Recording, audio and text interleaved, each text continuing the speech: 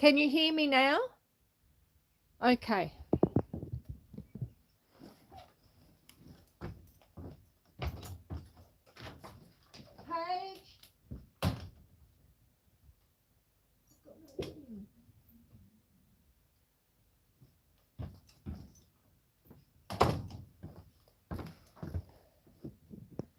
All right, can you hear me now?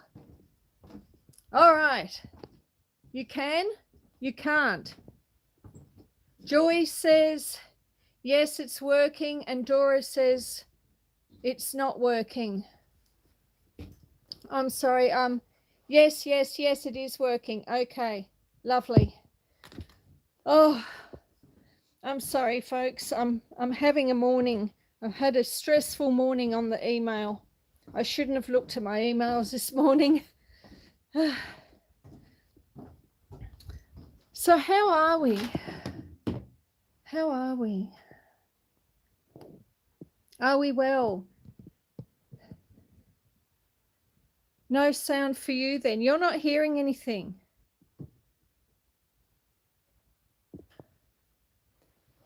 Oh, you do hear me. Okay. Okay, well, this is good. I'm glad.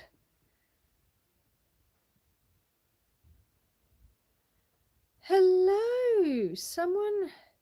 Who is this? Grants. It looks like rain, yes. Grant's faithful. Welcome in. Sound on. Hello, Shaz. How are you? Yeah, I've had a bit of a stressful morning. So I went into my buy me coffee, and because I needed to pay a bill, rather big bill, but because I've had a few donations and they can't work out why I'm getting donations when I'm not selling anything, they've put my account under review, which means I can't access my money and I can't do much else either. So I've got 7 days to submit evidence of what I do on Buy Me a Coffee to justify the small donations that come in. So I've been sort of looking at that, and it's rather stressful, I must say. Hello, you connected from Tuba Chat. Oh, it's so lovely to have you here. Yes, it is frustrating. Oh, poor Kirsty, you must be so tired, my love. But welcome in, everyone. And look at that wonderful red leaves on the Virginia creeper. Just look at it. Isn't it amazing? Isn't that just amazing? Kirsty's hanging in there at the moment. I'd tell you to go have a cup of coffee, but it's probably not a good thing if you're going to go to bed soon. Hello, Flo Farm. Welcome in. Welcome in. Sorry, just a little bit distracted. Glenn MacGyver, welcome in to you. Lovely to have you here. I hope I haven't missed saying hello to anyone. Is Glenn Roebuck here yet? Anne Williams is here. I miss saying good morning to you. Well, yes, my day is getting brighter. Look, Anne, I've got this wonderful Virginia creeper to look at. So, yeah, it's okay. Everything will be okay. So apart from that little bit of red over here, there's not an awful lot of autumn showing up. We do have over here, let me show you, this is the other thing that's going red. Well, it's not going red actually, it's going orange. It's going orange, but look at this wonderful tree.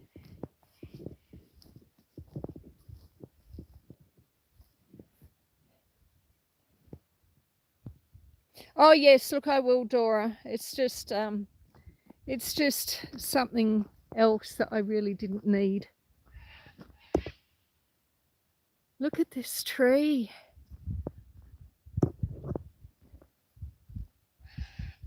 Yeah, I don't know what's involved with a review in Buy Me a Coffee.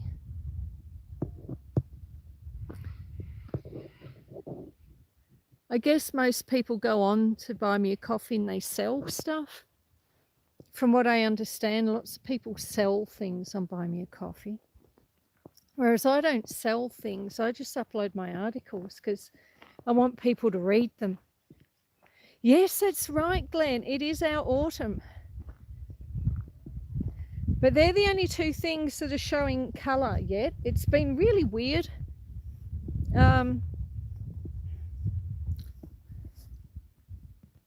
Hearts Humble Homestead. Kirsty said I had to do it too, Susan. It was sorted out within a few days.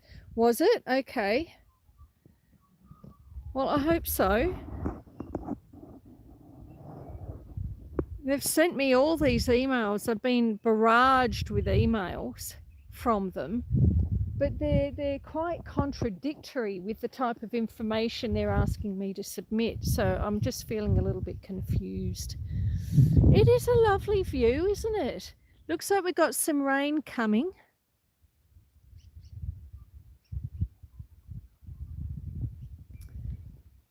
We had rain yesterday. We've had 6.8 mil, which isn't a huge amount, but it's not a small amount either. You know, I'm happy for 6.8 mil. Nature is my jam. It's mine too, I will admit. Joyce says, Susan, I've had periods where unbelievable amounts of things kept going haywire. It just happens. Hang in there. Thank you, my love. Yeah, it's been, well, as you know, I mean, all of you who come into my lives regularly know that the last, since probably December, things haven't been going quite as well as they could. And it's starting to rain. Let me just go back to, before we go on our walk, let me go and grab an umbrella just in case. Look at this long grass. That's my life, messy and wild, yeah. Look at this grass. Unbelievable. But I do need an umbrella, I think. Please excuse the messy veranda. It's a lived-in veranda. All very lived in. See, I've got my old lamp, I've got kindling there and all sorts of exciting things. It's certainly not a Pinterest style veranda. Now let's see if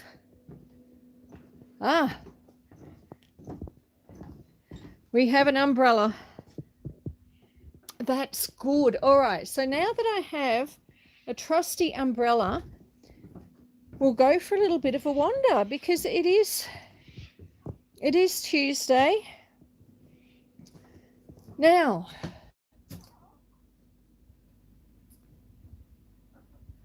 okay.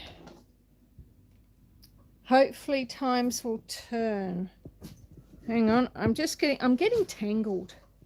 All right, let's have a look here. Yes, oh look, they will, Dora. I think times will get, I mean, it can't keep going like this, surely. It's been months now. But it will get better. It always does in the end, you know. I'm glad Kirsty went through it and it wasn't so bad, just something you don't want to read this morning. Yeah, look, I would have liked not to have read about it any time, to be perfectly honest. But yeah, this morning in particular was not good. It was like 20 minutes before I was due to do my live and I was like hyperventilating in front of my laptop. And my daughter's saying, you don't have to do the live, Mum, it'll be okay. You don't have to do. I said, no, it'll be fine. I'm a Taurian stress about things. It's okay. We're here and we're going to take a walk. We're in good health. Everything's good. It's just me feeling stressed. Look, there's some more autumn leaves. This is the pin oak. It's just starting to turn. Yeah, so don't mind me. I just sort of thought, yeah, look, I should tell you that I'm feeling a bit stressed, but it will sort itself out. Oh, and look, I got all the wood put away. Remember that massive pile of wood we had here? So today is, let me think, today's Tuesday. So on Monday, so Monday being yesterday, it started raining. And we got 6.8 mil.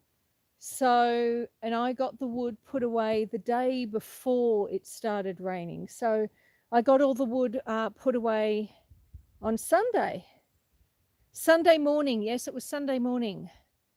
Oh, how wonderful. John is such a wonderful boy. Welcome in, Toyu. Please thank John for me. I haven't been over onto one of his lives for quite a few days now. So I've been feeling guilty about that. So tell him I haven't forgotten him and I'll be there soon. Look at this wonderful tree. That is a golden ash.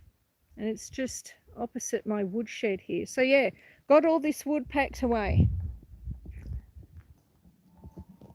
So it's all in here. Theoretically, I wanted to get another load. So up here we have 3 rows going up to the ceiling. And my daughter helped me. So every day we'd try and aim to come out for like 2 hours each day. And I mean, it doesn't always happen. Some days you just couldn't be bothered. It is a beautiful tree.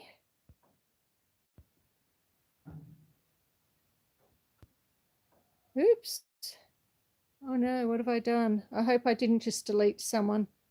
No, I haven't. Okay. See, I shouldn't randomly touch screens. It's not me. Yes, beautiful tree. But I did want to show you that I'd got all the wood packed away. And without my daughter, it would probably still have some here. So she would help me. And we've still got some wood here that we need to split as well. And we will be using the hydraulic splitter to get that put away. But let us go on a walk.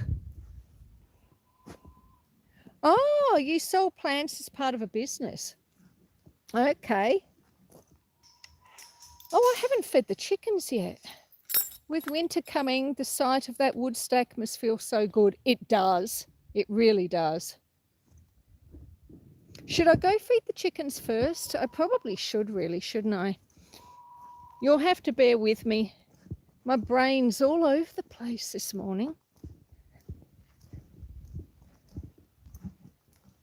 Let's go feed the chickens. I can hear them, poor buggers, saying, "Feed us, Mom. Don't forget us." Oh, I don't think you ever will, Mike. She's a very private person, which is why I've never had her on any of my videos.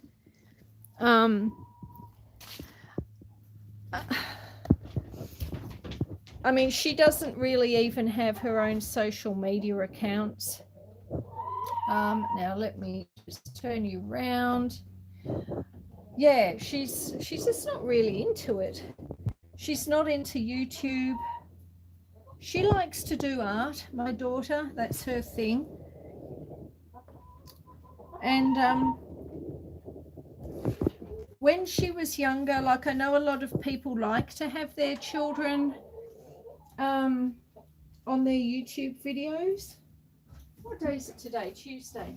But I do think too, like a lot of people, and of course every child is different, just like every adult is different and every family is different.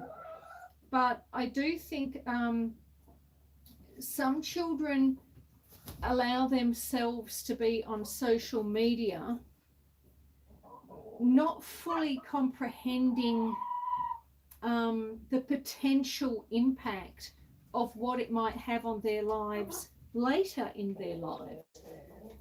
You know, when they're job hunting, when they're wanting to go to college, things like that. Now, let me just put my fermented greens in here and we'll head in and we'll have a look and watch them eat. Hello, my darlings. Hello, hello, hello. All right.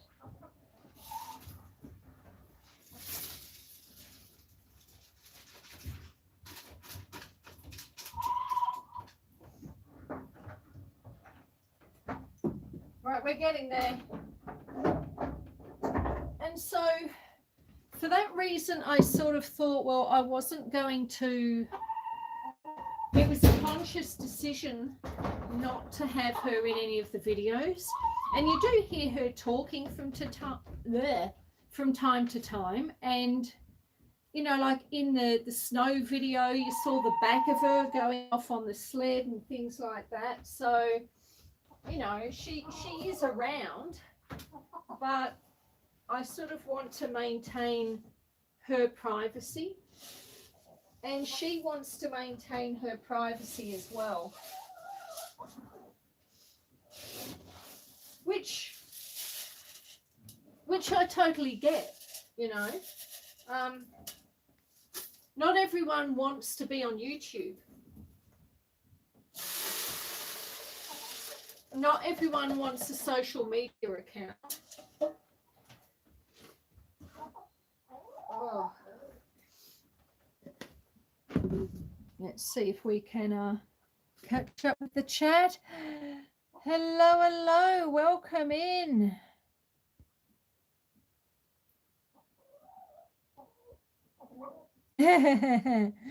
Dora says, I can only imagine what an employer would think if they looked at my account. Well, that's right. That's right. We don't know where it's going. And I am a little concerned by it, I must admit. Now, I see we've got a couple of people here that I do not know, but welcome in. Hello, young lady. Says Piotri. Oh, God, I know I've butchered your name. I'm so sorry. I'm so sorry. But thank you for being here. And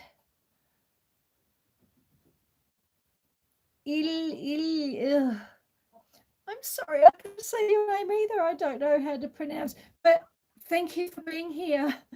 Our three children are not showing much, sometimes the back of her head, that's all. Yeah.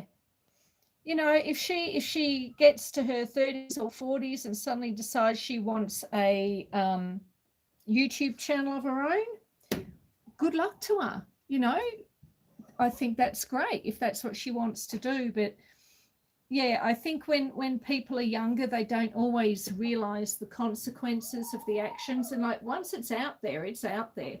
You can delete the videos, but they're still out there. They've been seen. And from what I can tell, there are always ways. People seem to be able to claw back videos that have been deleted, I've noticed. So some people have that skill set. It's not one of mine. But yeah, I just thought it would be a decision that I want her to make. Sorry, we've gone off on a real tangent here, haven't we?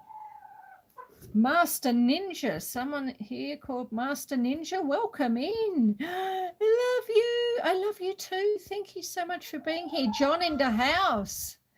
Oh, thank you so much.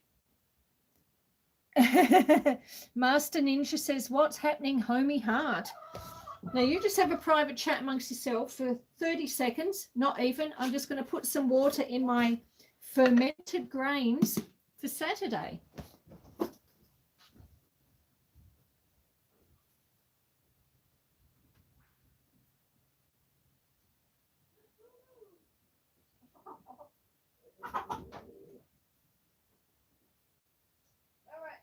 coming back. I'm coming back. I'm coming back. I'm coming back. All right. So we've got water in there now, and that can happily ferment until Saturday, at which point I'll feed it to my chooks.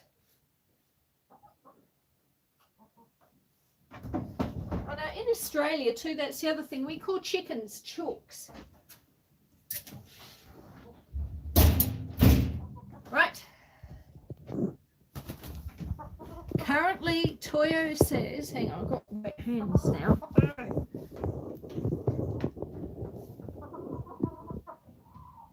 Turn you around.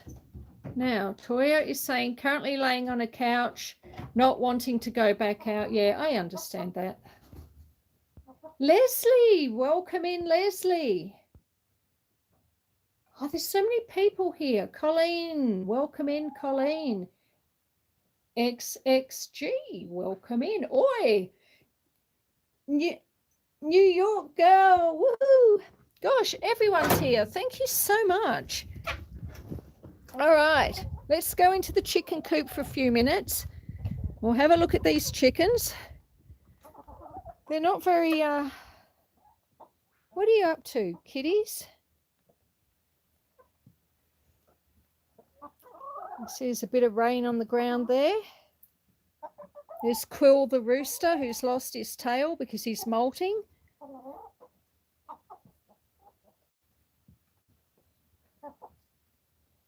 Enigmac from the UK. Welcome in. The chickens seem nice, yes. We've got a white leghorn and another white leghorn, and we got some Isa Browns, and the rest are all Aracanas. So they're all blue and green egg layers, the others. So we have a nice selection of eggs when it's warmer. So when I sell eggs to people and they open their carton, they get a selection of brown eggs, tan eggs, white eggs, green and blue.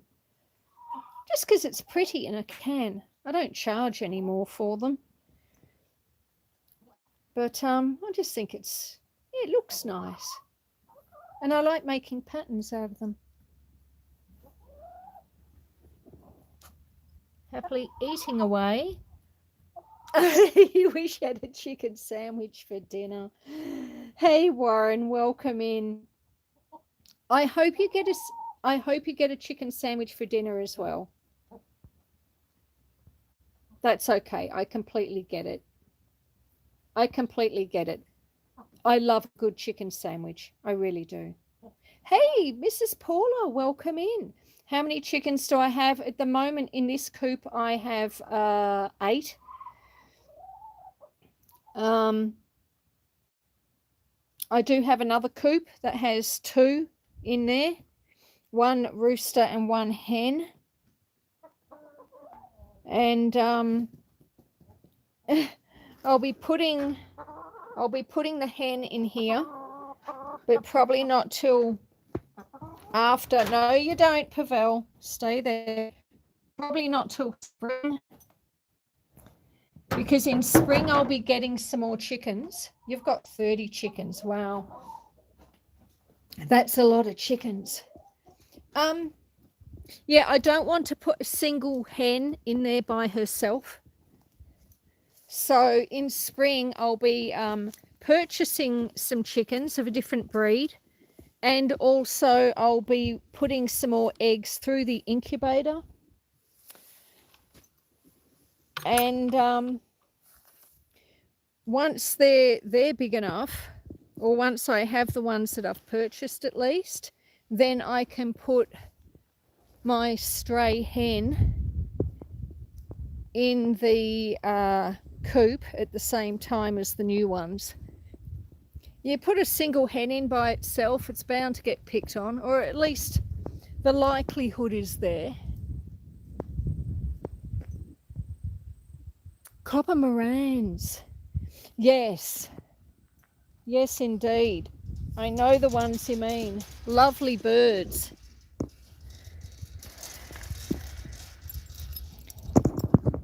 Oh, no, I don't need to shut that. I don't have any animals in here at the moment. All right, let's go for a walk up this paddock. It's not raining at the moment. It's hard to know what it's going to do because up here we've got all this lovely blue sky. And then you look that way and it's looking very dark. Very dark indeed. Thank you. XXG says I have 6 of them.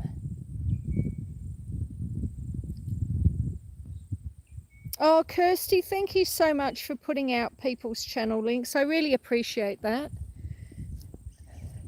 And you're so tired too. Thank you, Warren. Granny's Southern Corner, welcome in. So that's my little shelter over there. The sheep put themselves in there at night just to keep out of the cold. They're getting on a bit now, the sheep. They're probably the oldest sheep I've got is 17 years old. And so I figure at that age of life, they deserve to have a bit of shelter. So I just leave, that's actually my milking shed where I used to milk the milk cow Dot, but I leave it open for the sheep. So they've got a bit of shelter should they want to use it. So it's sort of a bit of a sheep shed now too. But let us walk. We'll have a look at the view. You can see the clouds rolling in over here. So our daylight savings ended just about a day or two ago. So you may have noticed that I was a bit earlier this morning. Thank you, it is pretty.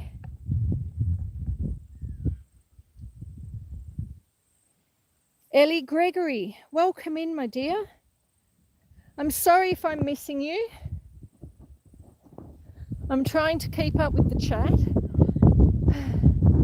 Joy says, wow, I didn't know the lifespan of sheep. They have a nice retirement home. Yeah, they do. I guess most farms, you know, oh my God, hi.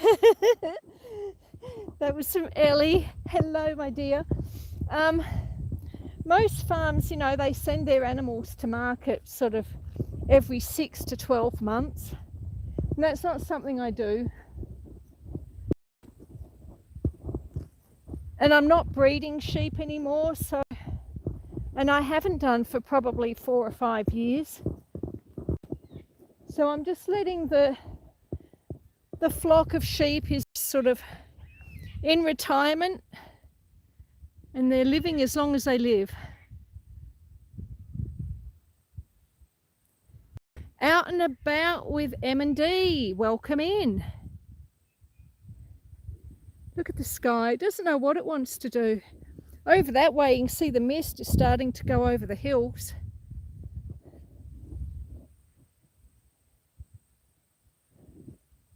But let's see if we can find some cows.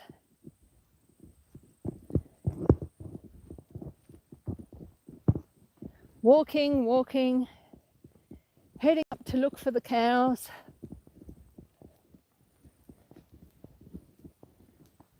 I can see a cow. It's always a worry when you just see a single cow.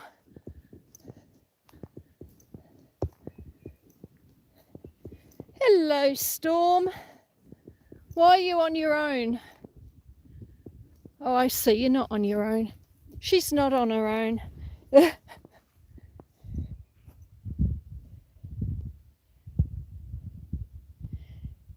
Hey, Brooke Trout, welcome in. Where is this? You mean this? I am in the high country of Victoria, Australia. And this is my property. 168. Well, It might be 167 or somewhere in between the two.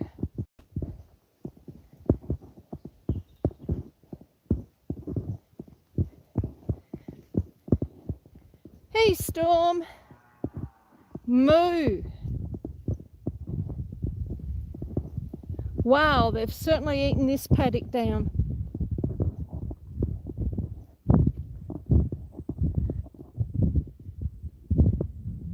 It's a lovely view. Goes for miles and miles and miles. The view up the top there is even better. It goes even further. But we're not going to go up there today because I'm expecting rain. It's sort of still drizzling at the moment. Hello.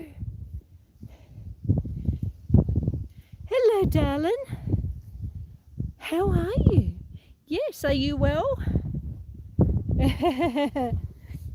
Are you well? Are you going to say yes or no? No? Not today. She's not talking to me today.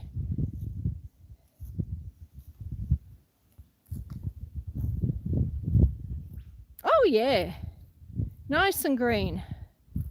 How many? Oh, Bobby Moser, welcome in. I have currently 13 adults and 2 calves.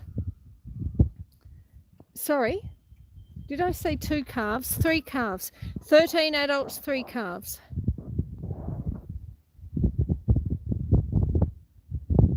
Leslie asked, do I work on the farm from sun up to sundown? Some days I do, yes. But I'm also, because I'm the only adult here on the farm, so, I mean, it's not all about animals. I'm also trying to grow food. When my daughter was younger, I was helping out with homeschooling. There's some more cows. So there's always something to do. And I also have my articles that I write for the local paper, or 2 of the local papers actually. And so my writing keeps me quite busy as well. Heather, welcome in. Jay Sparky, welcome in. New York Gal asks if I have names for all of them. I certainly do. I certainly do.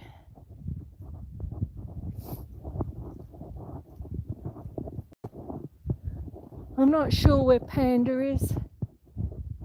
Panda is our escapee. Panda escapes most days.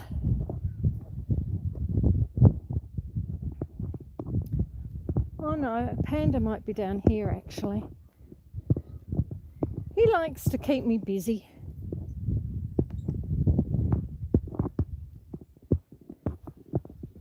Oh, he's not here. Well, that's a worry. Dear me, where's he gone this time? Oh!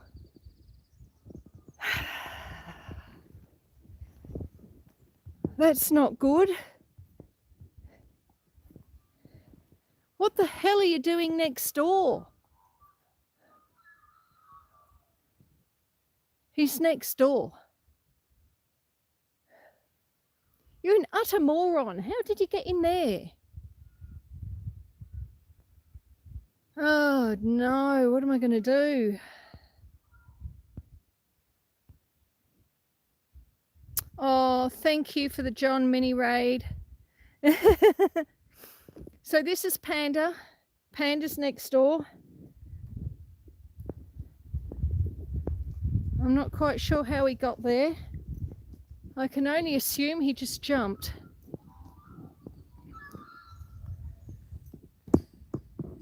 That is Coco. And the brown one is the Jersey cow, who was the milk cow, but we let her dry out so she could have a calf, and then she didn't have a calf. And the other one, the black and white one there, that is Oreo, who also didn't have a calf. So these 3 are the 3 that didn't have calves. So 3, 4, 5, 6, 7, 8, 9, 10, 11, 12, 13, 14, 15, and 16 is next door. Huh. All right, well, the only way we're going to get him out is to cut the fence. Of course, you cut the fence, you got to repair the fence. Honestly, Panda, you're such a moron. The sooner you go to your new home, the better, I reckon. Yes. Oh, they're all mooing. Hang on. They're all coming over to have a look. So we'll just go have a quick look.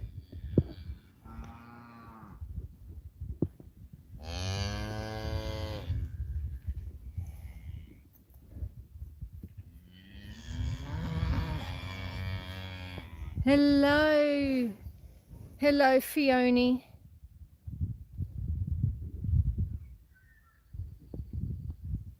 You want a pet cow? Hey, Fiona, no, you can't eat it.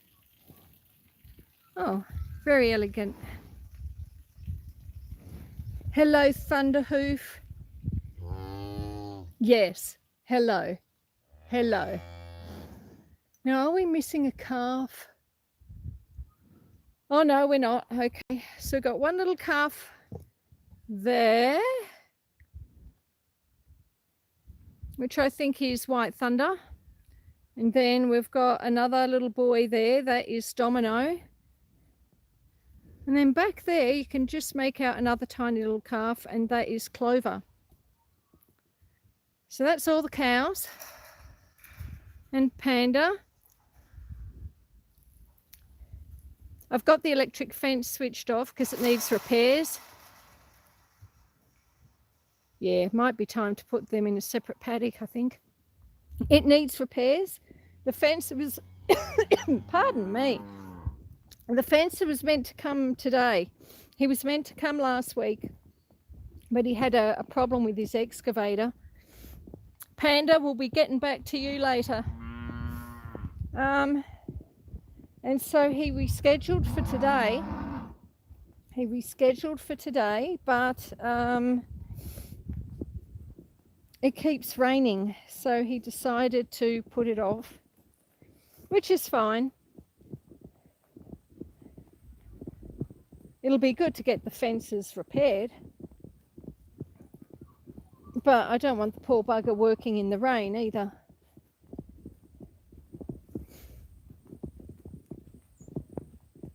So we'll go for a bit of a walk.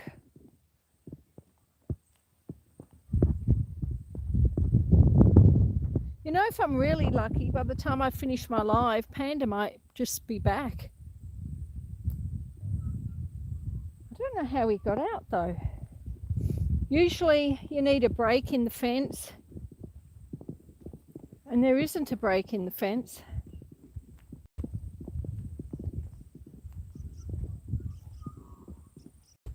Not in that fence anyway. Let us walk.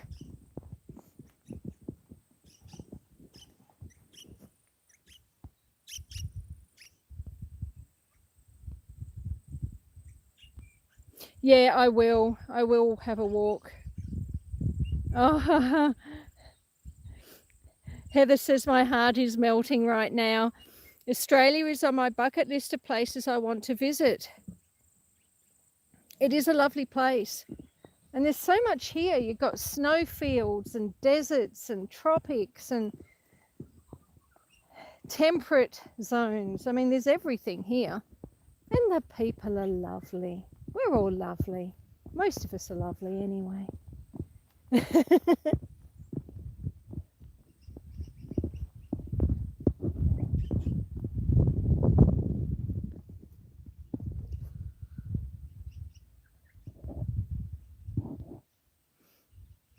Ellie says, I love Panda. I love Panda too. I just wish he didn't try and escape as often as he does. I mean, it's really annoying. And the whole reason I had him in the top paddock there was because I didn't think he could escape from that one, but you know, he's proved me wrong again. He's proved me wrong again.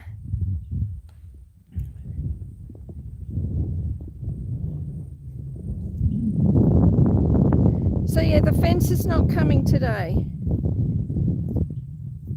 He said he'll try and make it later in the week. It's like everything here. You think you've got a timeline for something. Doesn't matter whether it's hay, wood deliveries, solar systems, or fence repairs. Good things come to those who wait.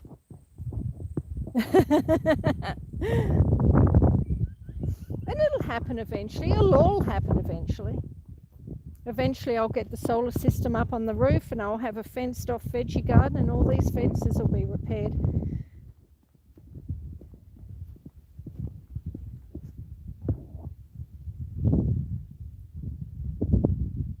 You got this, girl. High five from the UK to Australia. I did visit the Blue Mountains. Oh, the Nimbin Festival, yes.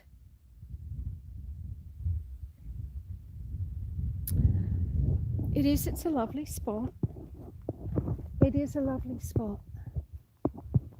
You see we've got all this bush over there. Lots of bush. So we'll go for our little walk through the paddock, as we do sometimes.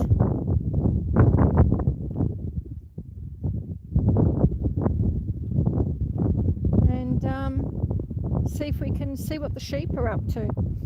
I'm sure that the sheep, like always, will see me and they'll turn tail and run. Well, but without the tails. You know what I mean. You know what I mean.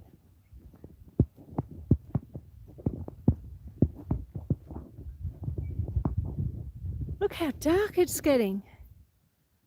I'm really glad I've got my umbrella.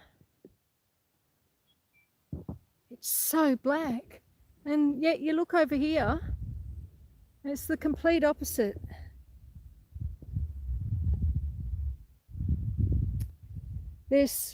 Warren says there's something about an Australian accent that drives me crazy.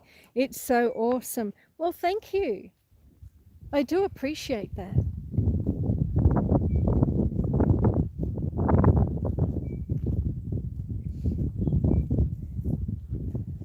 It's fun, you know, since I've started doing these lives and doing YouTube, people keep saying, oh, the Australian accents are so incredible.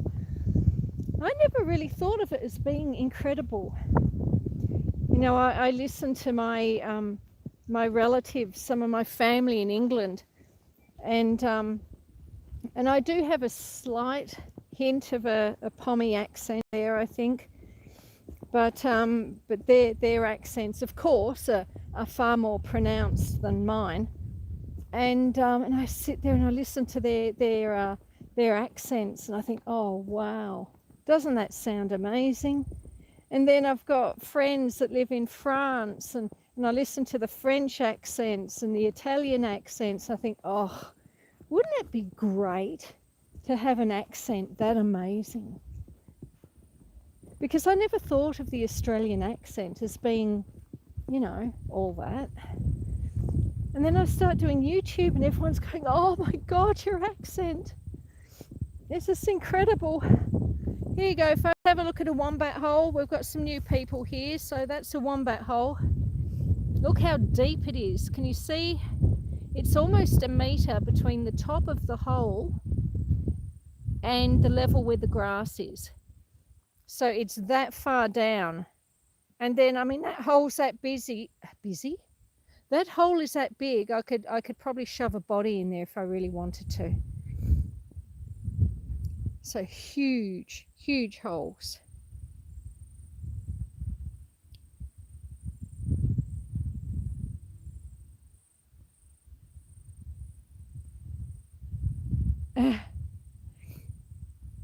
I might have, what does it say? Hang on, I'm trying to catch up with the chat. I might have smoked weed on the sidewalks and the cops let me off. I was only 29. I'm 50 now. Ouch. Hello, everyone. Leslie says, I have a panda too, Susan. My oldest of 5 cats. Yeah. I think every house has at least one panda. Her personality can be prickly. Yeah. I've been very lucky with our cats. Heather says, I have another friend in Australia that's coming to the States this year for a Vegas trip. Can't wait. Bobby says, we always like someone else's accent. Well, that's true. Heather says, I'm a sucker for accents. I think I'd ask the wombat to relocate. There's like 50 of them up here, Joy.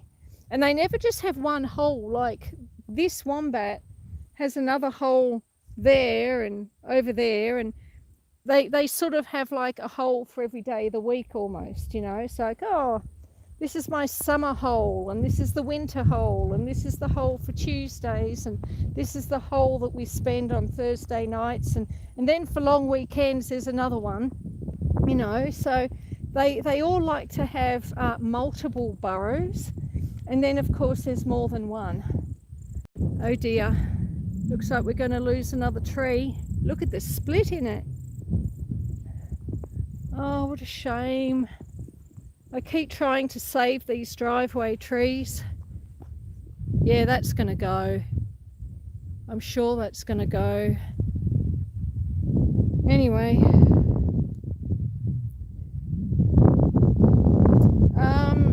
Is it big? The wombats? Yeah. I mean, they're not huge. I mean, they're not above the height of my knee. Like, they're not that big. They probably come halfway up your calf. The calf on your leg, of course. And they're just like a solid ball of muscle. Like really solid ball of muscle. Occasionally cars hit them on the road. And if you're unfortunate enough to hit a wombat in your car, it can break your diff. And normally with roadkill, sorry, we're talking about roadkill now. I know it's not very pleasant. Normally, you know, if a kangaroo or a deer or something gets hit, even a bird, you know, the other animals will feed off the carcass. Well, they don't bother with wombats. They've all learned that there's no meat on them. They're literally all muscle. They're incredibly strong. Hence how they keep managing to dig these holes that they dig. But yeah, no meat. No meat at all. They're only good for, I don't know what they're good for really, digging holes. Every animal has a purpose though. So I'm sure wombats must have a purpose. I just don't quite know what it is.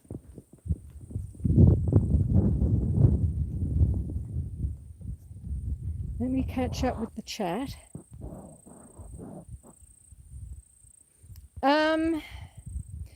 New York gal, there is somewhere in amongst my shorts. I do have, from about a year ago, I uploaded several shorts showing one of our resident wombats. So if you're curious, go and have a look at a wombat short and you'll see what they're like. Let's go over here in the shade for a few minutes and have a bit of a rest and catch up with the chat. Oh, I tell you, it's nice to get out of the sun. Look at this magnificent big tree. Look at that. Oh, it just keeps going up and up and up. Probably be well over 100 years old, that one.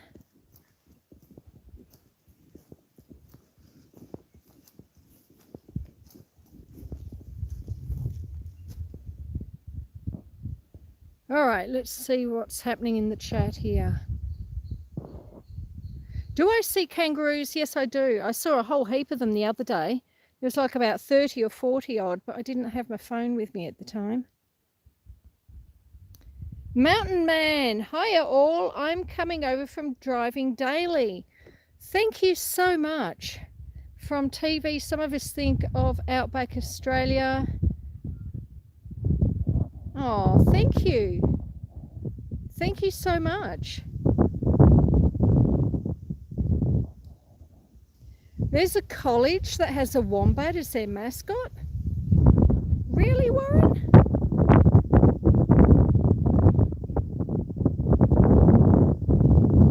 You were 29 when you went to Nimbin. Yeah, look, not much has changed.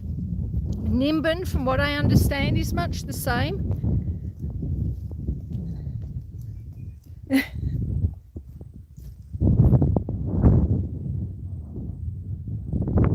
Roadkill conversation. Look, I know we cover everything here. No, not really. Oh, I know it is sad, but we won't discuss it again. Apart from being a menace for farms, they are cute. Yeah, look, they are. I'll give you that.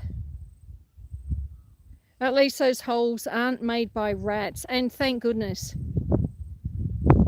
The Wisconsin mascot is a badger. Go Bucky, says Brook Trout. Oh, Ace. Ace has put up one of my shorts with the wombat. Ace, you're such a good girl. Thank you. Ace is always busy putting up people's links and helping the YouTube community so much. Now I'm going to put this here and we're going to try and scoot through a gate. Louie! Hello, my love. Welcome in. Good evening, Susan and everyone else in the stream. How are you, Louie? Thank you for the thumbs up. I do appreciate that. Dora says, I went to Nimbin last month. Still the same. Yeah, it's an interesting place. Free love and bongs, says Dora. They are not free. All right, so I've got the camera just sitting on a gate post here at the moment while I try and open a gate.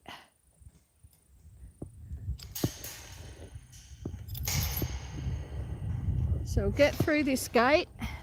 Oh, now I've got to remember. Now you may remember what happened last week, folks. I scooted through this fence here forgetting that I'd actually turned it on. Because I did some repairs to that fence and I got the fence, the electrics working again. And turned it on and forgot that I'd turned it back. There we go, fence is closed. And yes, I got a bit of a shock, strangely. It's powered down today though. Not sure why. So I'm putting you here. You can look down my driveway just momentarily, of course. See if I can get this other gate open. Oh, can I get it?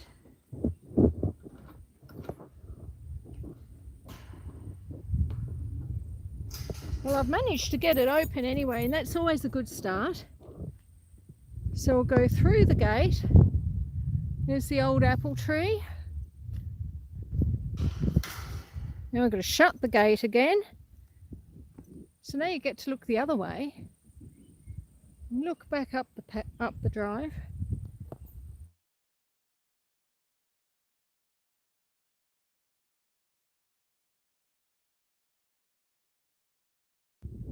There's always something, isn't there? What did I do? I think I just ran out of cable. Okay. Okay, are we all still there? Well, at least I didn't electrocute myself this time. I just need a longer phone cable. I basically pulled you off the tripod. I'll try not to pull you off the tripod again.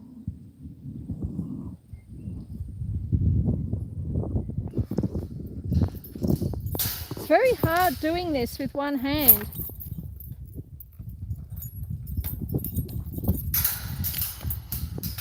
All right, I got the chain around the post, around the gate. Come on, come on.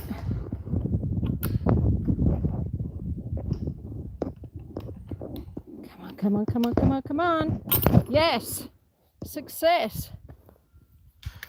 Wow. So every time I come into this paddock, I do something profound. Now let's have a look. Let's have a look. Driving daily, welcome in, my friend. I'm just trying to throw my phone around the place. Look, here's part of my driveway.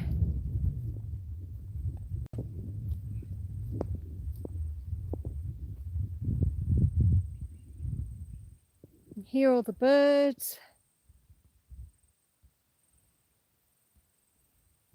Louis is back soon, fixing to eat dinner. Oh, yummy. Ginger nuts. Okay, is Ginger Nuts here? Welcome in, my friend. I see Kirsty has kindly put a link up for you, so I'm guessing you're here.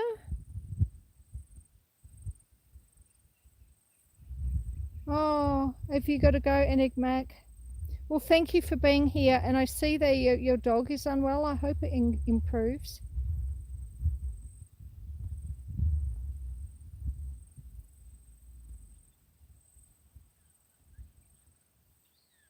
Oh, okay. I'm so sorry to hear that, Enigmac. All right, let's walk. Let's walk.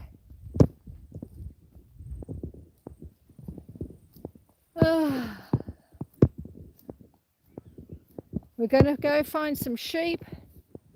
I'm checking this fence. It's shorting out a bit. Some of it might be because of the bracken. Because the bracken's also a bit damp at the moment because we've had rain. But it's a big short, so I don't think it's bracken. Wet bracken can pull the fence down a little bit in terms of the electrics, but not that much. Can you hear the birds? Oh, there they are. The black cockatoos. I wonder if I can get you up there close enough to see them. I can hear the parrots. Hear that cry?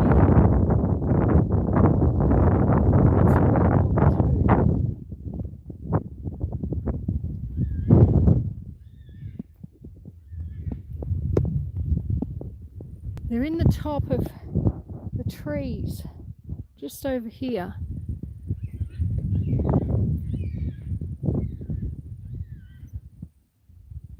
Oh, they might be flying off. They're flying over this way.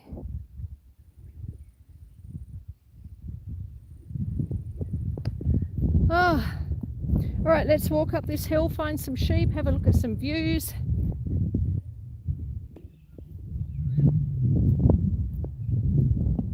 I've managed to get into the paddock without electrocuting myself too, which is always a bonus, I find.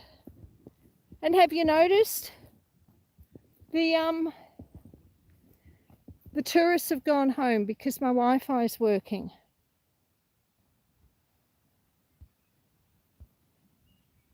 Everyone's sending love and blessings and prayers to Enigmac.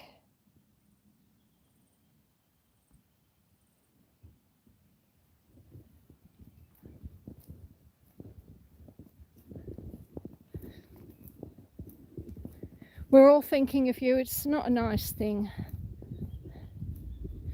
It's not a nice thing.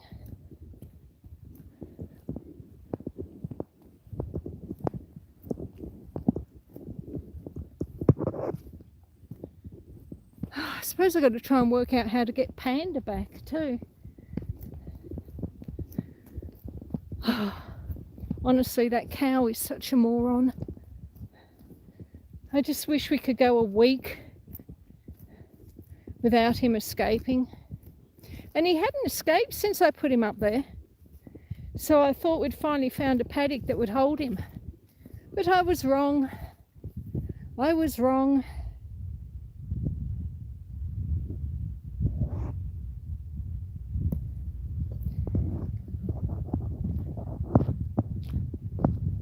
Have we still got people here? The other day I accidentally turned the chat so it was only showing the top comments. Not all the comments. I couldn't work out for about half an hour, 45 minutes, why my chat wasn't moving. It's all part of learning. 10 years ago I didn't even have a mobile phone. Oh, no, look, I probably did. I didn't use it, but I had one. All this technology. I didn't grow up using technology.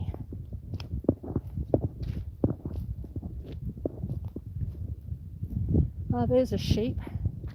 I see a sheep. No, no, Joy. Panda is a steer. So that means he's been, well, he's been fixed for all intents and purposes.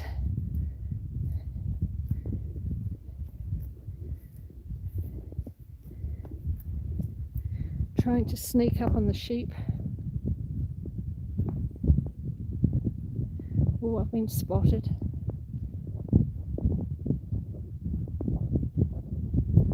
Can you see them? They're just there.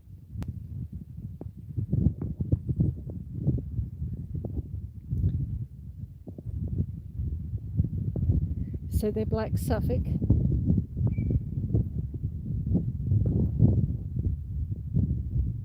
There's only 8 of them left now.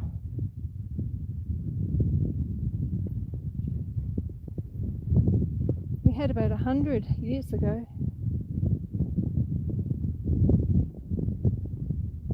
But like I said, I'm not breeding from them anymore. So I just let them live their lives. They graze when there's grass and they get fed hay when there's not.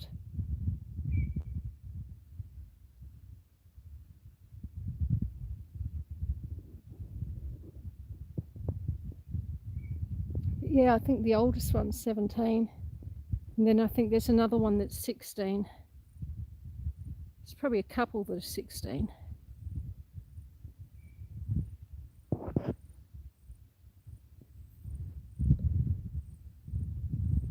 But no, Panda's meant to be going to the farm.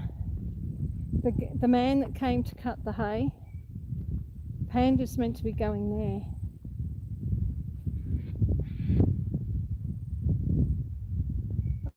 With a couple of others, and he wants the others for breeding.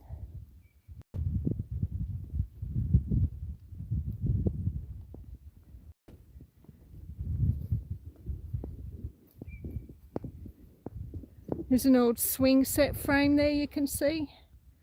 That's actually going to be, I'm either going to clad it and turn it into another chicken coop, or use it to grow veggies up once I get this new area fenced off. We won't chase the sheep.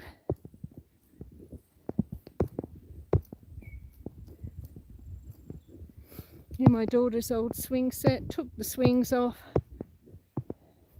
and just kept the frame because it looked too handy. You can do so much with a swing set frame, and people give them away.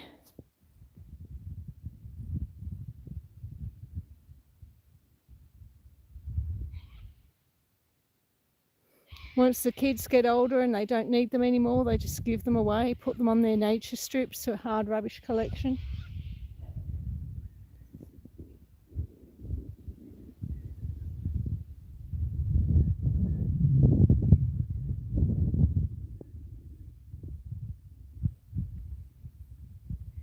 so useful. Like, as long as you take the swings and everything off, you can do a lot with that frame.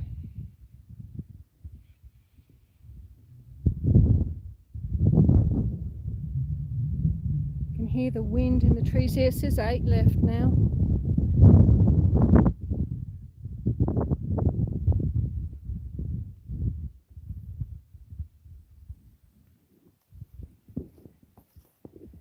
And all this spot here between where I'm standing and the wooden fence there will be the new veggie garden.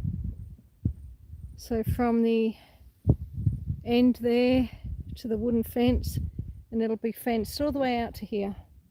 It's going to be big. I'm looking forward to it.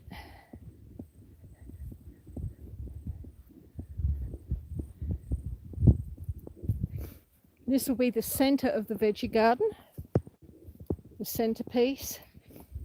Now I've got my dog Gaia. When she passed last year, she's buried under there. So I want to have something really special to plant in the middle. Oh, look at the apples.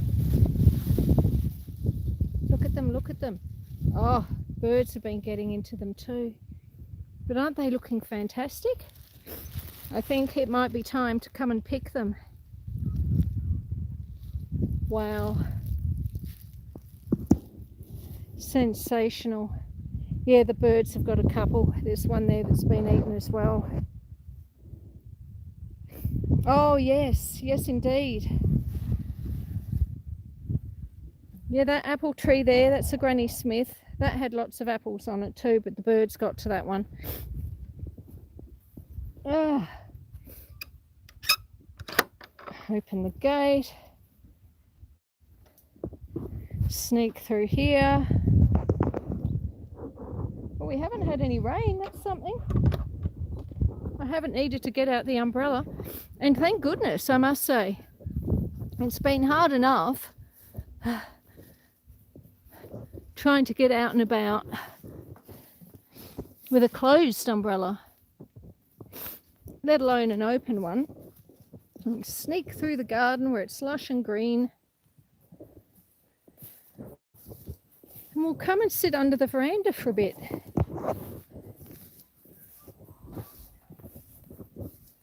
Have a look at this magnificent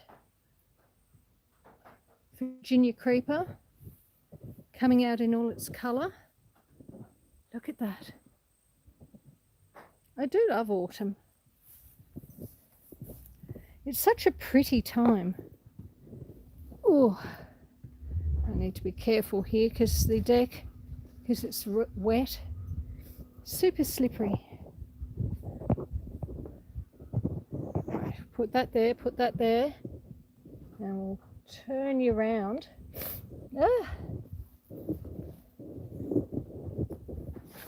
And I'll sit myself down and we can have a catch up. So you got to see some chickens, cows and sheep, which is good. I like to do that at least. I prefer autumn over spring, definitely I do. Deb Loves Crafts, welcome in my dear. Thank you for being here. Susan, that's alive in itself, apple picking. Yes, well, it'd probably take me about 10 minutes to get the cage off the apple tree so I could get in there. So yes, it would be. Well, maybe I can. And then I'll make an apple pie. Bobby Moses says we're in spring in Virginia. Joy says I love gardening, but autumn is my favourite. I like spring, but spring is a very busy time of year, especially being on a homestead. It's when, theoretically, when all your weeds, like your thistles and things like that, they all start growing. So you're doing lots of spraying of thistles and keeping the grass short under the electric fences. So that can be lots of spraying or brush cutting or whatnot. So spring is super busy. Of course, your grass around the house starts growing again. So you're usually mowing around the house. You're mowing down up and down the driveway. You're trying to get thistles out of your hay paddock. So it's super busy. And of course, it also means that all your weeds in your garden beds start growing as well. So and the problem is I don't have time to do the weeding. It's either I do the farm stuff when everything's happening, or I do the garden stuff, but then I end up neglecting the farm. So it's very hard to do both. And spring is like when everything kicks off everywhere. And, there's 168 acres. So there's a lot of land and a lot of pastures and a lot of garden and a lot of everything to be trying to look after in the spring. And it's really hard to keep up. And, my pretty flower beds, they just end up being overrun with weeds more often than not. And I do love flowers. I love flowers. I love my flag irises and cosmos and so many beautiful flowers out there. But until I have reached a stage where I have more time to really dedicate to flower beds, it's probably just that's why I'm trying to turn some of the gardens now into ornamental beds that are made up of slow growing plants, like little cypresses and spruces and weeping cherries and things that will just grow super slow, and I can plant them, and maybe once a year I might look at them and think, yeah, look, I can snip a bit off that. But I don't want the type of garden, I don't have the time for the type of garden where I need to be going out there constantly every 2 or 3 days, pruning, weeding. I just don't have the time. So yes, I do sort of like spring, but I sort of don't. And also spring is just that much closer to summer, which I also don't like because of the bushfires. We get plenty of bushfires up here most summers, and I don't like them. They're scary. And it's hot. Even when there's not bushfires, it's usually hot. Occasionally you do get a summer where it's not hot, and I don't mind those. They're quite good, but they're not the norm. Okay, let's see what we've got here in the chat. Dora's asking Deb how she's been. Deb says, it is cold down here already. Oh, sorry, is it cold down here already? Deb's asking me. Yeah, I had the stove going yesterday. Yesterday was quite chilly, so I lit the wood stove in the kitchen. And, look, the forecast is always changing. It's very hard to rely on a weather forecast these days, but when I last looked at the forecast, which was yesterday afternoon, they were actually saying that there was a slight chance of snow on Saturday. So presumably Saturday is going to be very cold, but we'll see what happens. Saturday is still like 4 days away or something, isn't it? So just because they say now that there's likely to be snow on Saturday doesn't mean that there will be. But yeah, look, it's not too bad. Like I've got 3 layers on, Deb. So I've got a long sleeve top, and I've got a flannel shirt, and then I've got my dry-as-a-bone, which is like a oiled cotton, waterproof, and that keeps you nice and snug. So I'm not feeling the cold, but it is coming. It is certainly coming.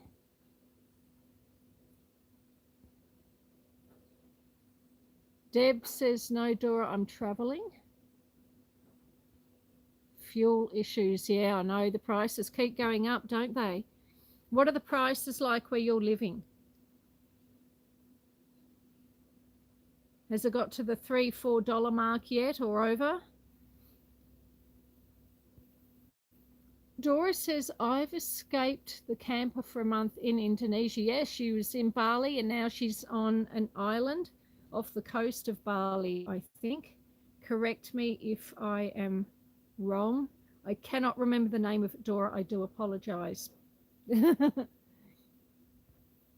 another week until she gets home.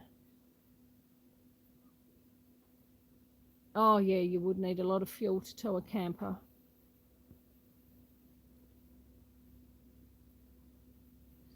Doris says she's excited to go home, but also excited to go back to the camper. It has gone fast, hasn't it? But yeah, I have to admit though, in some ways it just seems to have gone on forever and ever too. It's really weird the way we perceive time sometimes, don't you find? Okay, let me have a look. I need to put my glasses on here. It's a wealthy life. Welcome in. It is winter there, right? It's still our autumn. What is my channel about? Um, well, I live on a farm. It's 168 acres, and I'm trying to be self-sufficient, or as self-sufficient as I can be. We have cows, and we have some sheep, and we have some chickens, and I sell eggs to my neighbors, and in the spring and summer I grow food,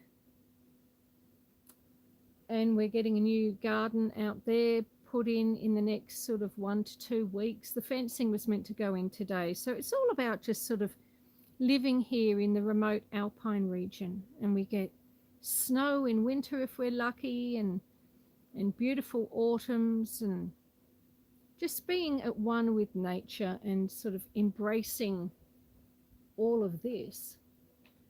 Now, I lived in a big city. I lived in the city and I worked in the city for like 25 years, and it was never quite me. Like I had a garden, and I could like grow vegetables, and I had tomatoes and pumpkins, occasionally pumpkins.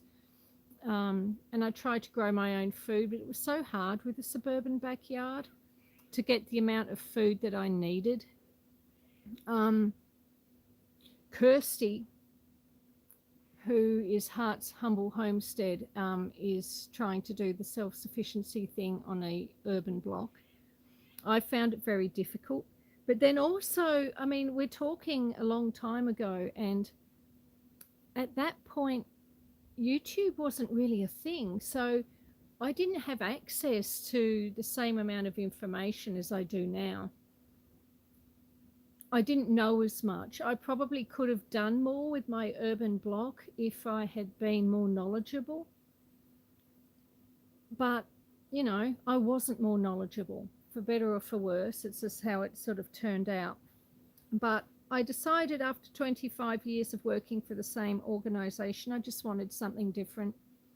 So I left the city and I moved to the country and started trying to grow more and just be in tune with nature and just slow everything down. So that's sort of what we're about. Tuesdays, well, it's Tuesday here. I do my farm walkabout, which is what we've sort of just done. Thursdays, I try and do a In the Garden live. And this Thursday, I've already scheduled the lives for Thursday and Saturday. So Thursday, we're going to be planting some seeds in pots. And when they germinate and they're hardened off enough, probably, you know, later, obviously, they'll be going out into the new veggie garden. So this Thursday's live will be all about planting some of the seeds. We're going to be planting broccoli seeds and collies and Swedes and Brussels sprouts and all manner of exciting things. And then Saturdays, either I will upload a long form or I'll do a live. And if it's a live, it's called Around the Kitchen Table, and we do it inside because it's the weekend and I just want to have a bit of a chill day. And if it is in fact snowing, well, clearly the stove will be on, and I thought it would be a great opportunity to do some baking in the wood stove.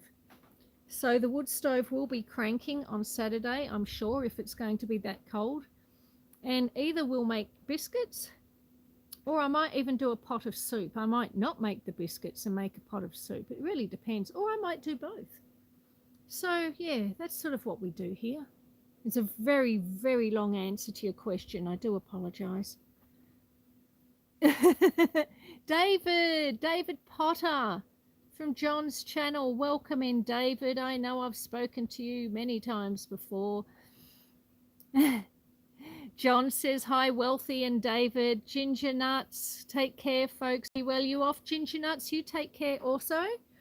Rookle's Cabin. Hello, my dear. Welcome in.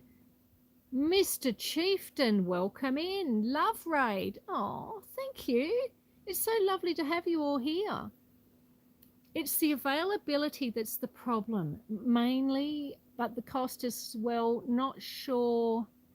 But we were up to $3.40 a litre. That was from Deb Loves Crafts. So, okay, so you're $3.40 a litre where you are. It's a Wealthy Life says, well, you have 168 acres. I certainly do.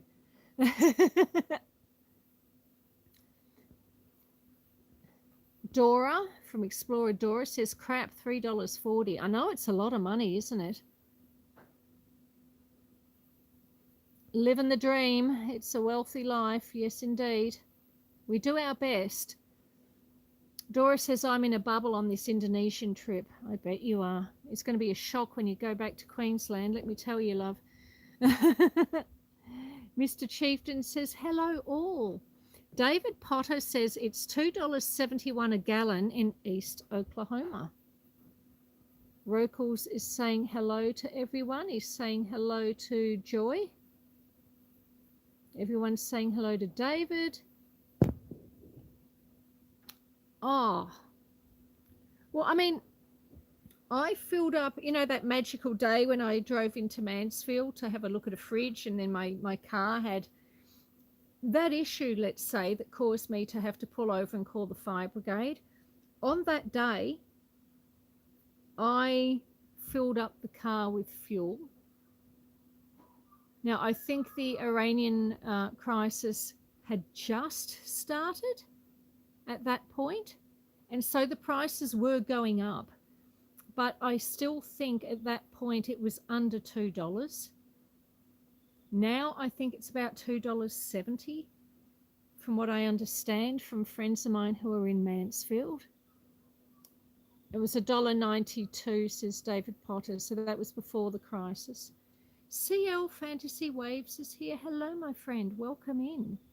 She says, hi, friends. I'm having an audio issue. Oh, no. Have a great live stream. Thank you, my love. I hope you managed to fix everything up. CL saying hello to everyone. Doris saying hello to everyone. Kirsty saying hello to everyone. Mike's giving a thumbs up.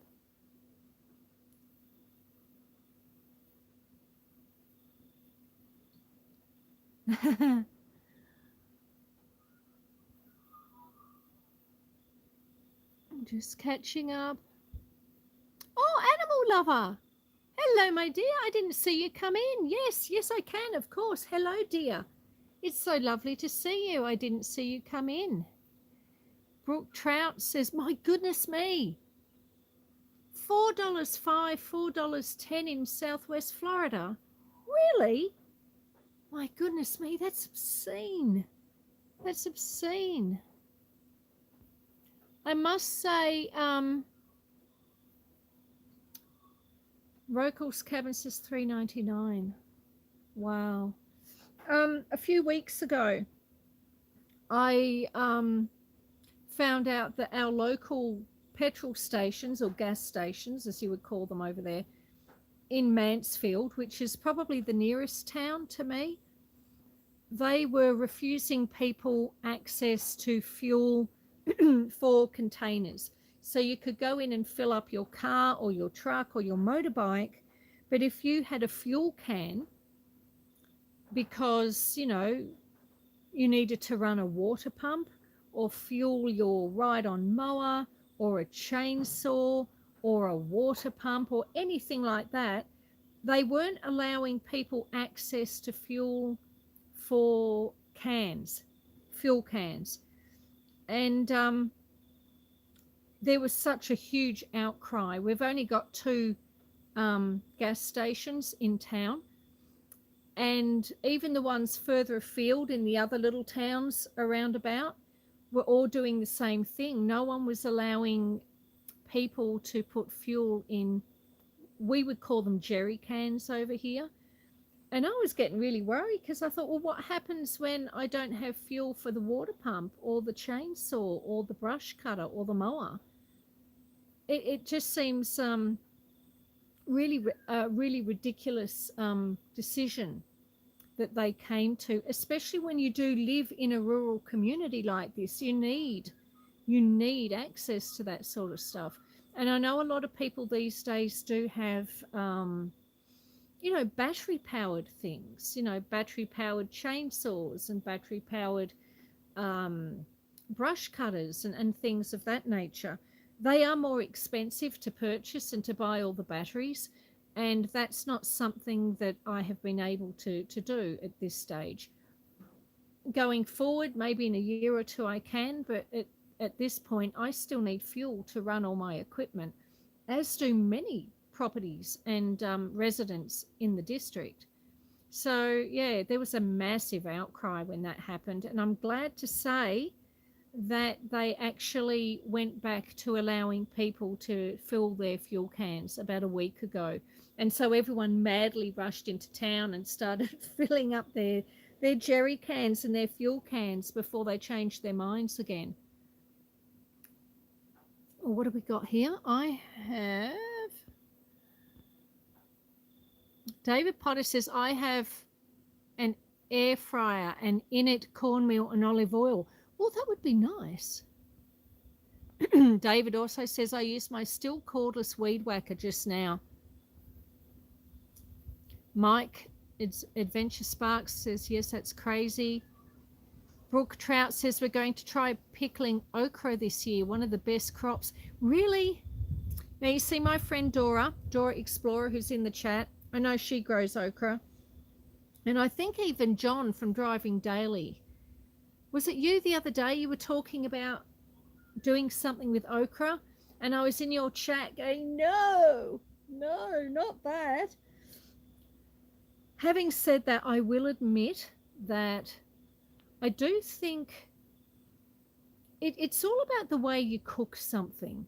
So I am very open to the fact that, as horrified as I am by the thought of preparing and eating okra, that it may just be my lack of skill with that particular vegetable that's the problem.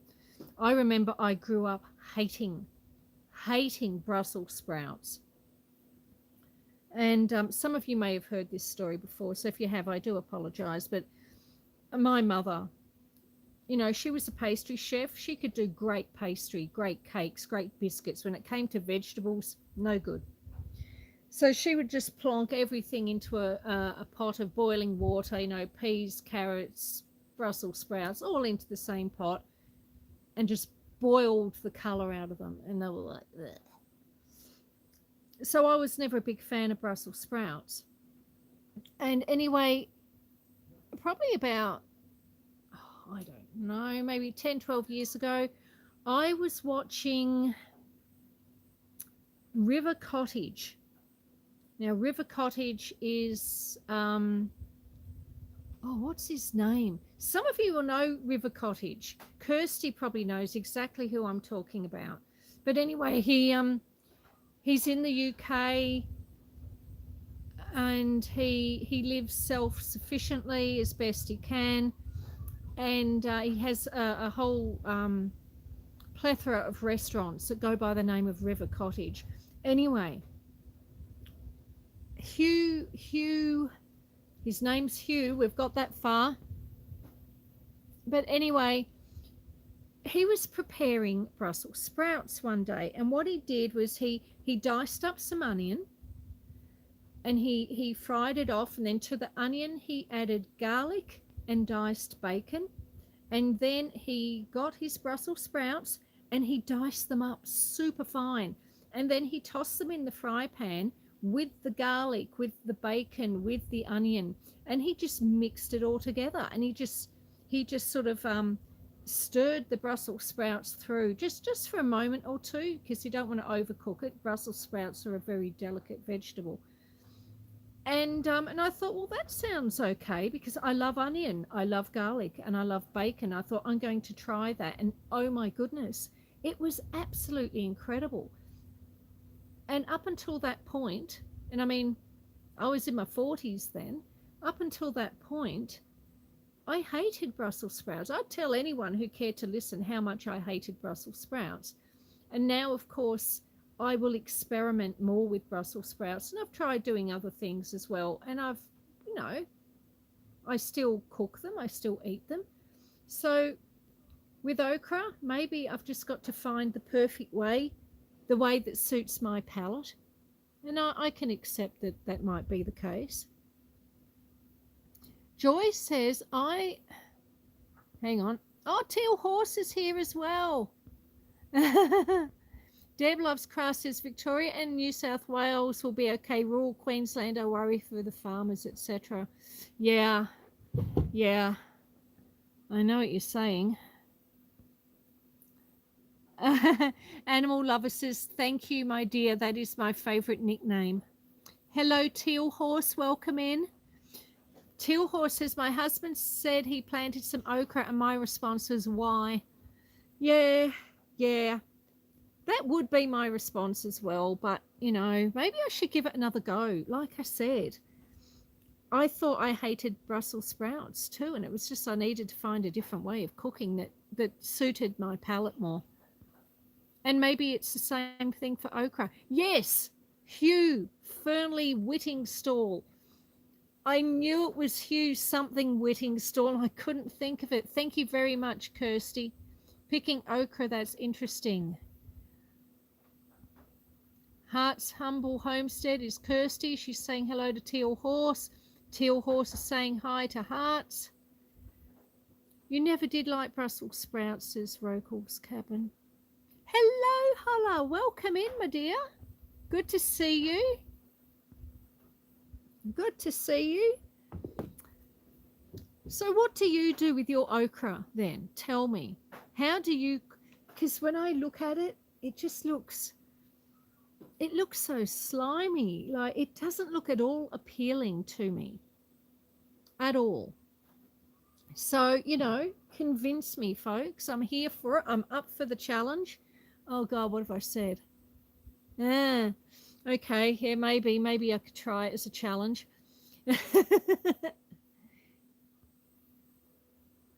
Sounds yum. That was Dora saying sounds yum. What, the Brussels sprouts? Yeah, it is. You should try it. Teal Horse says, I love Brussels sprouts. Yeah, but you're in the UK, aren't you, Teal Horse, if I remember rightly? And, you know, people from the UK, they're very fond of their Brussels sprouts. And Swedes. Mountain Man says, battered and fried, not slimy. Okay. Battered and fried. What, deep fried or just in a fry pan?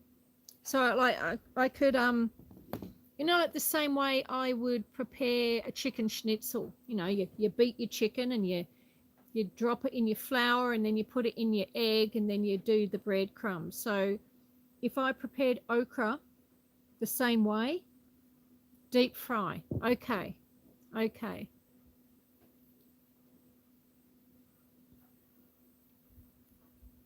Bobby also says the only way I eat okra is fried. Oh, you're in the US, Teal Horse. I do apologize. I don't know why I thought.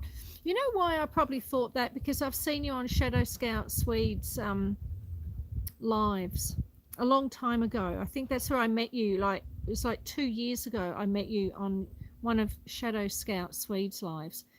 And I know I was chatting to you there for a little while, and I got it in my head somewhere along the line that you're in the UK. So there you go. I stand corrected. It happens sometimes. I do. So everyone's saying, oh, David says I might be picking it too late. You might need more plants if you want enough. Really? More plants?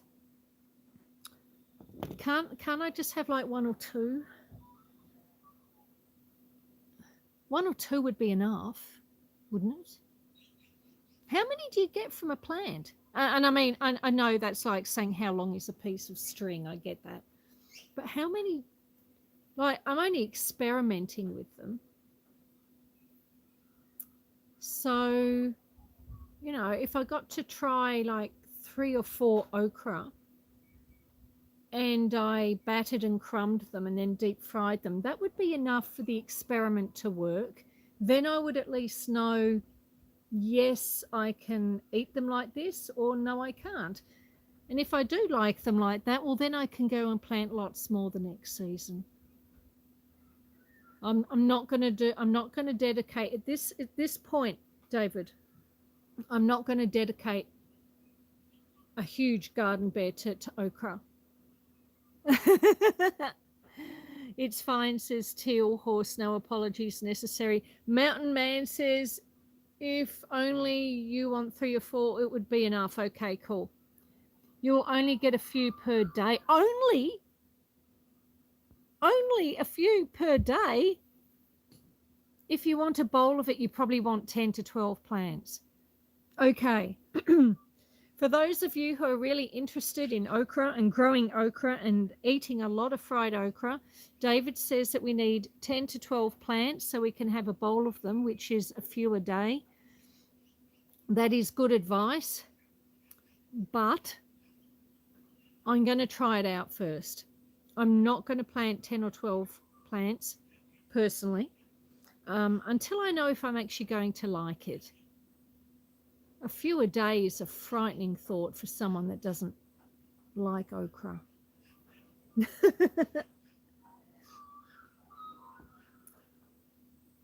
You'll only get a few a day if you want a bowl of it. Okay. Let's see. Should we go out the front and see how the view's looking? Or are we happy just sitting here chatting about okra? Have a good walk, everyone. Gotta run. See ya. Brooke Trout, thank you so much for being here. It's been lovely to see you. I hope you have a good evening and I hope you have a good rest of the week. Stay safe and enjoy your dinner. It must be almost your dinner time now, I'd say. So yes, we've been busy chatting about Brussels sprouts and okra.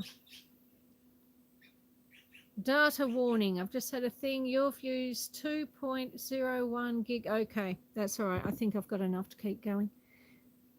All right.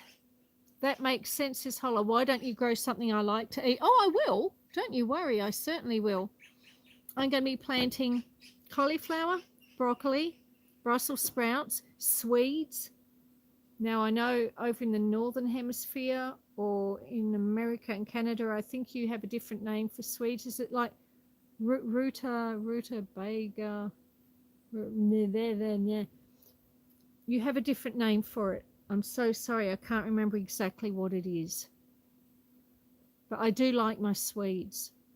And I will probably be planting some cabbage because I want to do some fermented cabbage this year, and I'm going to have a garden bed which will I will be moving all the rhubarb and the asparagus from where I've got them currently planted. They're going to go into dedicated beds in the new garden, and I'm also going to have a garden bed which will be for wheat because I like to grow my own bread.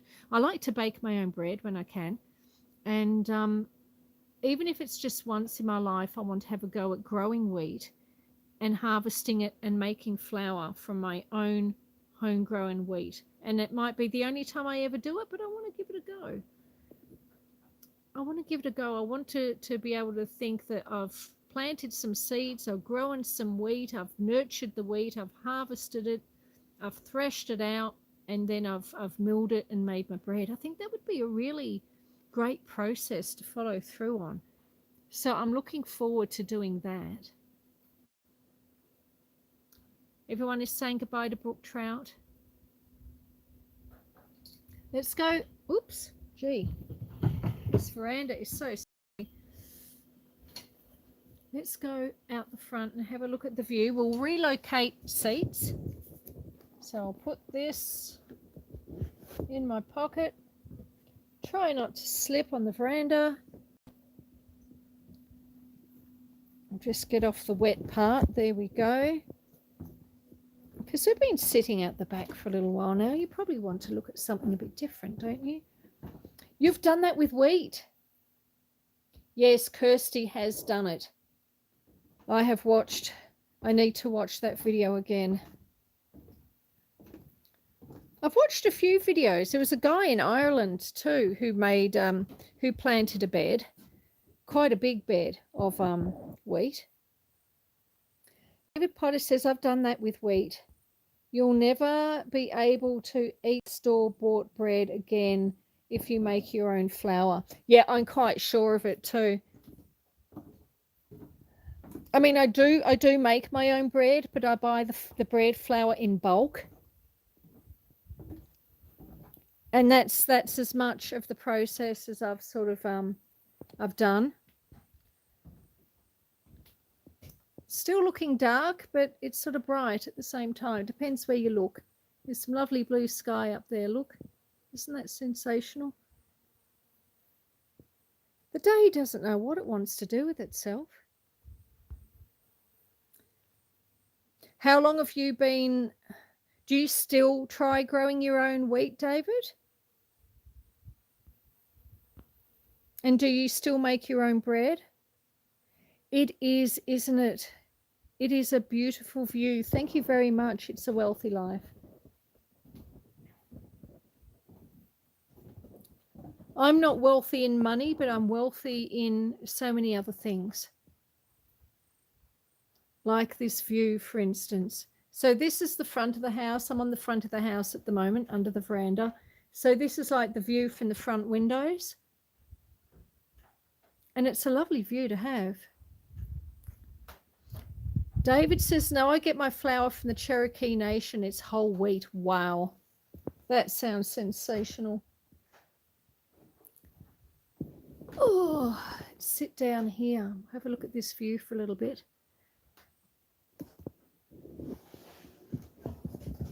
So they obviously grow it themselves. Hang on, I'm just getting myself sorted here with my battery pack.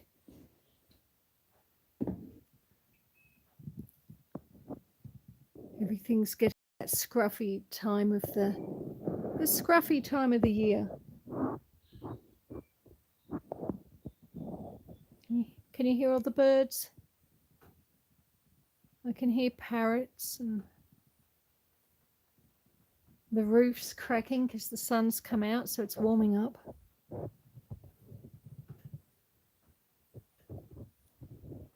All right, so David says, let's have a look here. Yes, they have everything. They even have over 2,000 buffalo. Wow. Yeah, I can believe they do. And good on them. I'm glad. Back in the stream. Welcome back, Louie. We've been talking about making bread from homemade wheat because I want to put a wheat bed in the new veggie garden. So yeah, the guy was meant to come today. Was meant to come last week, and he broke a part on his excavator, and he didn't need the excavator for the job up here, but he needed to get it fixed. So the day that he was going to come up here and start work, he ended up having to drive 3 or 4 hours away to go get the excavator fixed. And then it turned out it didn't get fixed in quite the way that he hoped. So today, when it was raining, he sort of rang me up early this morning and said, it's raining anyway. And it was earlier. I mean, you wouldn't know it necessarily to look at it now. But he sort of said, oh, look, this excavator still isn't working properly and it's raining anyway, which it was at that time. So he said, I might come in a day or two and I'll keep working on this excavator. So, yeah, maybe tomorrow, maybe the next day. It'll happen when it happens. I mean, I've been waiting for this new veggie garden for years. years. So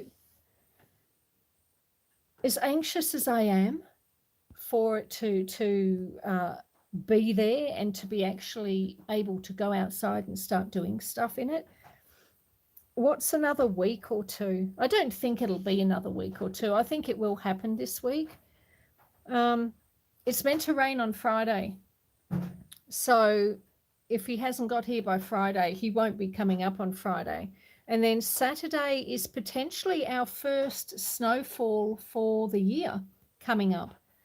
So those of you, some of you in the Northern Hemisphere who are not regulars in this live may not know that we get snow out here in winter. And it's not even our winter yet, it's autumn. But when I looked at the forecast early this morning, and it was very early this morning, it was like 5 a.m. I checked the forecast and they were saying that there would be snow here on Saturday. So it's going to be rather cold.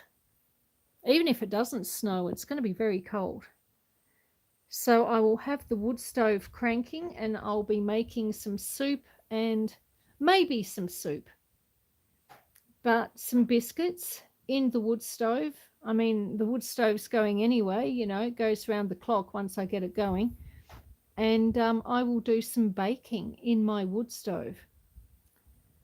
And that will be very exciting. I tell you, food cooked in a wood stove tastes so different. Oh, thank you. I'm glad you like the view. I've got to prune this rose. A few things here to prune.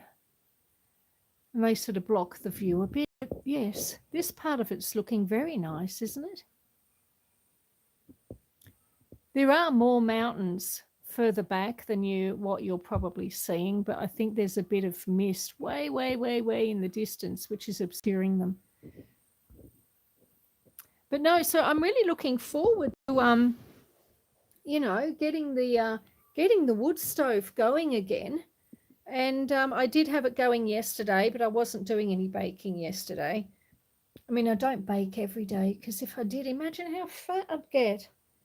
I mean, I know I do a bit of work on a farm, but, you know, there's only so much cake and biscuits you can eat, and bread, for that matter. So I've sort of cut back on the baking a little bit, but I do like to bake at least something once a week if I can. In the cooler months when the stove's going around the clock anyway, and it also heats our water. The stove has what they call a water jacket. So it heats the water, heats the house, and we cook our food. So it all works very well. But yeah.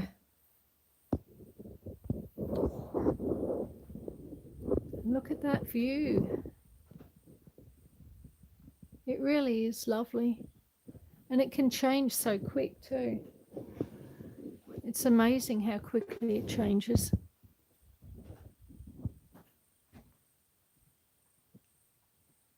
Can you hear the crickets?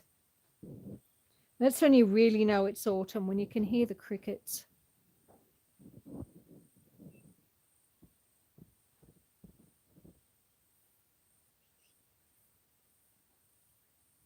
Well, they did rocals, yes, but the great thing about this veranda is it actually goes the entire way round. So they couldn't really go wrong. See, we can go all the way around here. You'll have to ignore all the mess on the veranda. And that's a lovely tree. That tree is called Golden Rain. It's only just starting to change colour, and it's going to get absolutely spectacular yet. So yes, the veranda keeps going, so it goes all the way around here. Keep walking, and around we go. Having a look at the weeping cherry and my amazingly long grass. My very lived-in veranda. This is the back veranda. This is the south side. So we walk around here. This is where we were sitting just before, in that chair just there. And then we very carefully tippy-toe over the wet part. Keep going round here.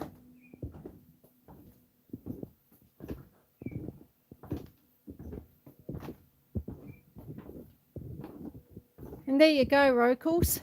We're back out the front. I do love a good wraparound veranda, don't you?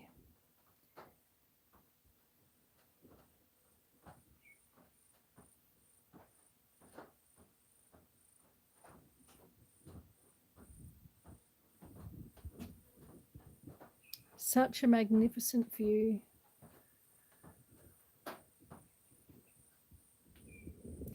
But I think we've almost got to a point where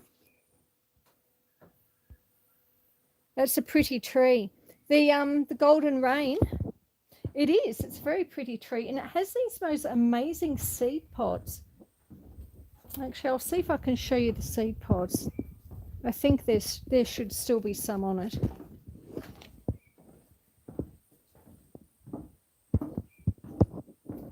They're almost like little Chinese lanterns.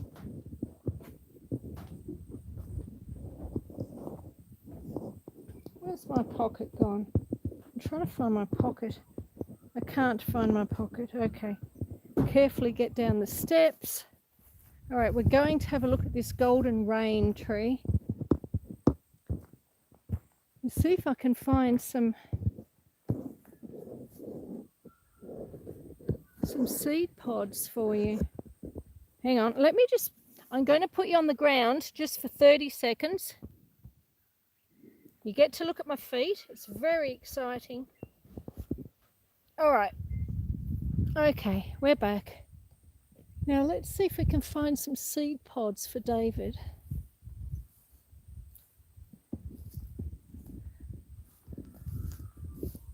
I mean, it's only just starting to change colour. I mean, in another week, this is going to look incredible. Here's some seed pods.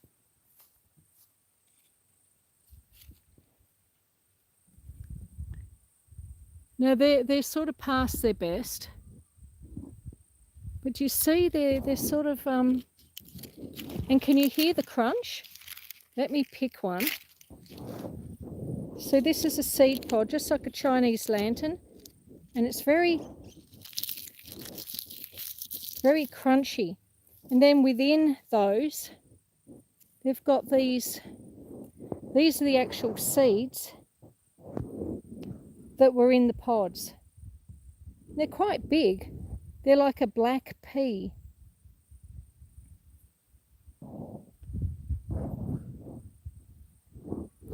But yeah, you can see some here, but they really are incredible seed pods. It's just all round, it's just a fantastic tree.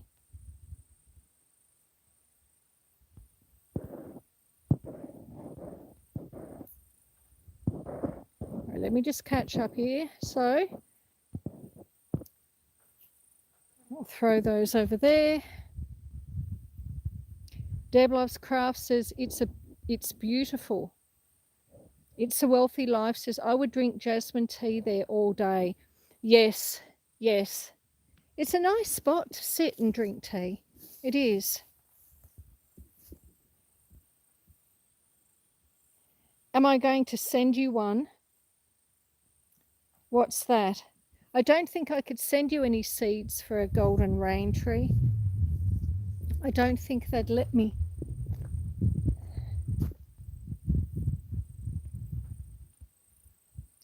Louis says, do astronauts, hang on, Canadian and went to the moon, they flew around the moon and back. By next week, they should be back here. Oh, wow, okay. It's a Wealthy Life says, that's interesting. Seeing the moon from Earth is so beautiful. Oh, it is. And look, a couple of nights ago, we had a full moon here. Oh my goodness. I mean, I really wish I could show you what it was like. But I mean, the nights here they're just so special. I mean, you think this view out here is nice, but you come out here at night time and you've got the moon, and we've got like the Milky Way going over the top, and all the stars and the planets, and you can see the you see the satellites going over, and sometimes you see shooting stars and things. It's absolutely incredible. But unfortunately, with my phone, it just doesn't film. Like, even trying to get, like a photo of the moon. Like some of my videos, some of my long forms, I have shots of the moon, and they're so incredibly hard to get, because the phone struggles to lock onto something. So it tends to go out of focus.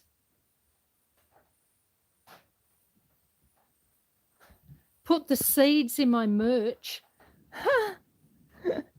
Well, I don't have merch yet because I'm not monetized. But maybe one day, yes, maybe we could look at that. Now, there's an idea. Everyone says to me, "Oh, are you going to sell merch if you get monetized?" And I think, well, what would I sell? I don't think I would. But maybe I would. I want to, I mean, I have done it in the past, a long, long time ago. I used to dabble with making candles with varying degrees of success. I've made soap in the past. I had a friend who lived nearby. She used to milk goats, and I'd get goat's milk from her, and I would make goat's milk soap. But I haven't done that for many years. So maybe I could start selling homestead produce. So I could sell seeds, soap, and candles. Only I would need to improve my candle making, I must admit. I think I used the wrong type of wax for the wrong type of candles. So I know the error of my ways. I just haven't made any more for a while. I haven't made any for a while. I do love candles, though. Candlelight is lovely. But yes, when I get monetized and I have merch, I will see about putting some seeds in my merch, and then you can purchase some.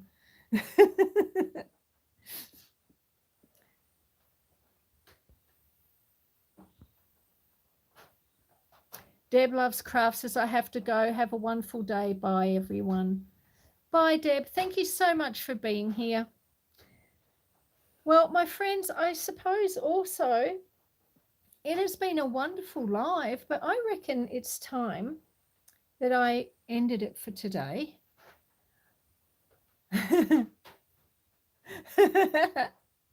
I made David laugh. Well, that's good. I'm glad I made you laugh. Made me laugh. The thought of me sitting there packaging up seeds and making candles madly to sell. But, it could work. I mean, at the moment I sell eggs. I sell eggs to my neighbours, and that's all I sell. So maybe I could upgrade and make it eggs, seeds, candles, and soap. But, you'll be waiting a couple of years, let me tell you. I don't think, because you have to be monetized to do that, don't you? Oh, thank you, Roku.